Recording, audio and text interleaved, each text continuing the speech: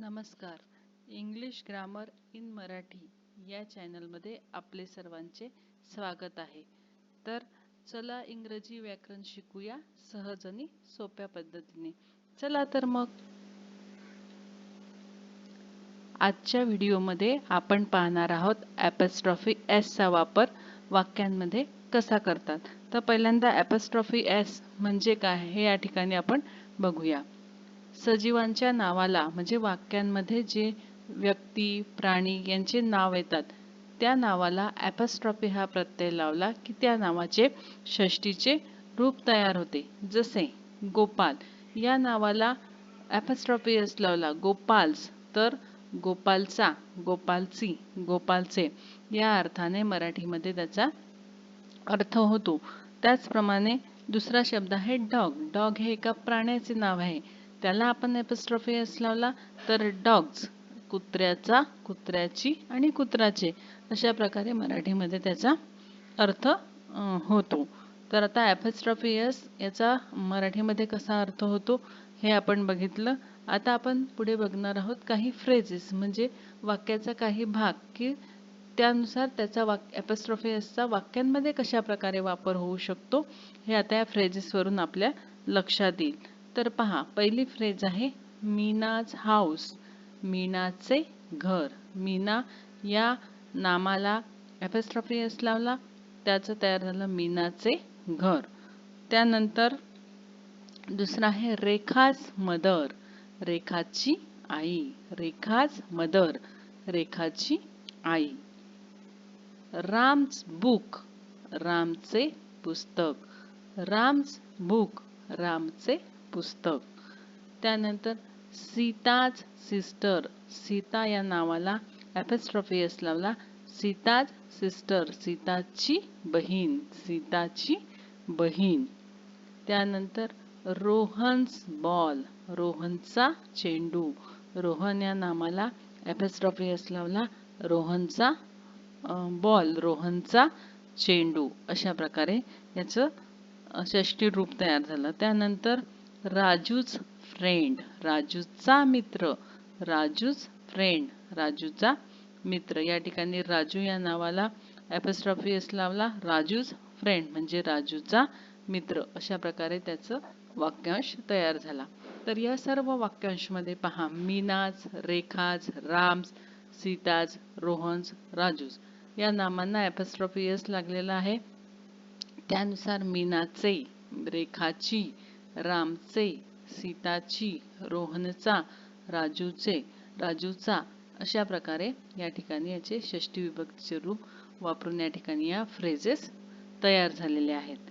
आता या फ्रेजेसवरून आपल्याला ॲपॉस्ट्रॉफी एसच्या वापराची हा वाक्यांमध्ये वाक्यांशामध्ये कसा वापरला जातो याची थोडीफार कल्पना आपल्याला आली असेल. आता पुढच्या ह्याच्यात व्हिडिओमध्ये आपण पुढे पाहणार आहोत ॲपॉस्ट्रॉफी हा वाक्यांमध्ये आलेल्या नामाचे षष्टी विभक्ती रूप दर्शवितो. पहा, मराठी वाक्याचे जेव्हा आपण इंग्रजीमध्ये भाषांतर करतो तेव्हा आपण नावाच्या षष्टी विभक्ती रूपासाठी ॲपॉस्ट्रॉफी एसचा वापर करतो. जसे एखादे वाक्य आहे की एखादे वाक्य असे आहे की सीता इज गोपाल सिस्टर, सीता ही गोपालची बहीण आहे. आता गोपाल या ठिकाणी ॲपॉस्ट्रॉफी एसचा आपण वापर केला कारण गोपालची हा शब्द आपल्याला इथे मराठीमध्ये आपल्याला षष्टी विभक्ती रूप म्हणून वापरायचा होता. म्हणून सीता इज गोपाल सिस्टर अशा ठिकाणी आपण ॲपॉस्ट्रॉफी एसचा वापर केला. पुढे पहा, आता या ठिकाणी ॲपॉस्ट्रॉफी एसचा जास्तीत जास्त सराव व्हावा म्हणून आपण प्रॅक्टिससाठी काही वाक्यांचे वाचन करूयात. पहा, that is Vaibhav's house, that is Vaibhav's house, ते वैभवचे घर आहे, वैभवचे, वैभवज हाऊस.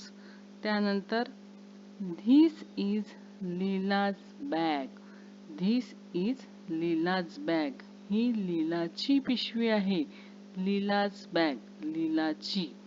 त्यानंतर तिसरं वाक्य आहे Asha's pen is blue, Asha's pen is blue, आशाचा पेन निळा आहे, आशाचा पेन निळा आहे. Sonu's handwriting is good. Sonu's handwriting is good. सोनूचे हस्ताक्षर चांगले आहे. सोनूचे हस्ताक्षर चांगले आहे. याच्यामध्ये वैभवचे, लीलाची, आशाचा, सोनूचे या चारही नामांमध्ये ॲपॉस्ट्रॉफी वैभवच, लीलाच, आशाच, सोनूच या चारही नामासाठी ॲपॉस्ट्रॉफी एसचा वापर या ठिकाणी केलेला आहे. पुढे पहा. Babita's sari is new. बबिताची साडी नवीन आहे. Babita's sari is new. त्यानंतर पुढचं वाक्य आहे प्रांजल्स ड्रेस इज युनिक. प्रांजलचा ड्रेस युनिक आहे. Pranjal's dress is unique. प्रांजलचा ड्रेस युनिक आहे. प्रांजलच्या नावासमोर ॲपॉस्ट्रॉफी एस लावलाय. प्रांजलचा, प्रांजल्स. आता या ठिकाणी Prerna's college is near. Prerna's college is near. प्रेरणाचे कॉलेज जवळ आहे. प्रेरणाचे कॉलेज जवळ आहे. प्रेरणाज कॉलेज, प्रेरणाचे कॉलेज.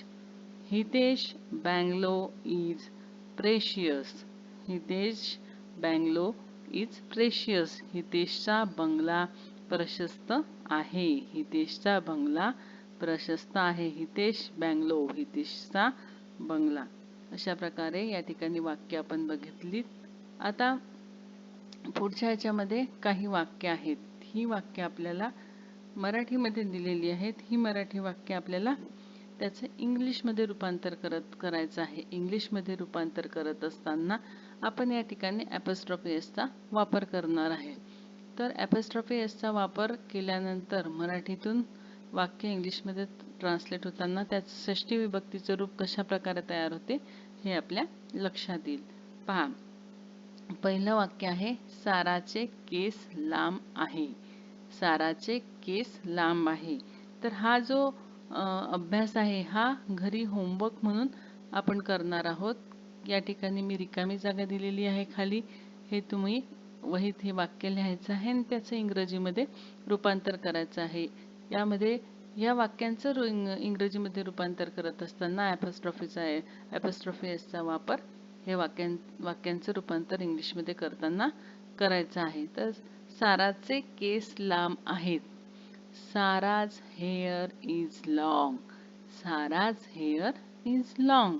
आता या ठिकाणी हेअर हा शब्द एकवचनी रूपात आलेला आहे. जरी केस हा शब्द अनेक केस जरी असले तरी पूर्ण डोक्यावरील केस याच्यासाठी केस हा शब्द आलेला असल्यामुळे या ठिकाणी तो एकवचनी म्हणून वापरलेला आहे. त्यामध्ये आपण काही केसांचा जर उल्लेख केला असेल वाक्यामध्ये अ फ्यू हेअर्स तर मग त्या ठिकाणी आपण ते अनेक वचन वापरू. पण डोक्यावरील संपूर्ण केस असल्यामुळे या ठिकाणी केस हा शब्द एकवचनी म्हणून वापरलेला आहे. म्हणून या ठिकाणी आरच्या ऐवजी आपल्याला इजचा वापर करावा लागेल. दुसरं वाक्य आहे प्रतीकची वही अपूर्ण आहे. प्रतीकची वही अपूर्ण आहे. प्रतीक हे नाव आहे. Prateek's notebook is incomplete. Prateek's notebook is incomplete. अशा प्रकारचं वाक्य तयार होणार आहे. त्यानंतर ते कुणालचे दुकान आहे. ते कुणालचे दुकान आहे. That is Kunal's shop. That is Kunal's shop. ते कुणालचे दुकान आहे. त्यानंतर पोपटाची चोच लाल आहे. पोपटाची चोच लाल आहे. पोपट हे पक्षी आहे पण सजीवाच्या नावासमोर आपण ॲपॉस्ट्रॉफी एस लावतो. तर पॅरट्स बीक इज रेड. पॅरट्स बीक इज रेड. अशा प्रकारे ॲपॉस्ट्रॉफी एसचा वापर करून आपण या ठिकाणी या वाक्यांचं इंग्रजीत रूपांतर बघितलं. हे तुम्हाला होमवर्क म्हणून घरी लिहायचं आहे आणि अजून काही वाक्य मनाने मराठीमध्ये घेऊन त्यांचं इंग्रजीत रूपांतर करून बघायचं आहे. कारण कालच्या व्हिडिओमध्ये मी आपणाला सांगितलं की इंग्रजी व्याकरण हा सरावाचा विषय आहे. जितका जास्तीत जास्त तुम्ही सराव कराल तितकं तुमचं इंग्रजी ग्रामर हे पक्क होईल आणि आपल्याला आपलं इंग्रजी व्याकरण दृढ करायचं आहे. म्हणून तुम्ही घरी याचा जास्तीत जास्त सराव करा. आणि अशाच इंग्लिश ग्रामरच्या नवनवीन व्हिडिओजसाठी चॅनलला लाईक, शेअर आणि सबस्क्राईब करा. धन्यवाद.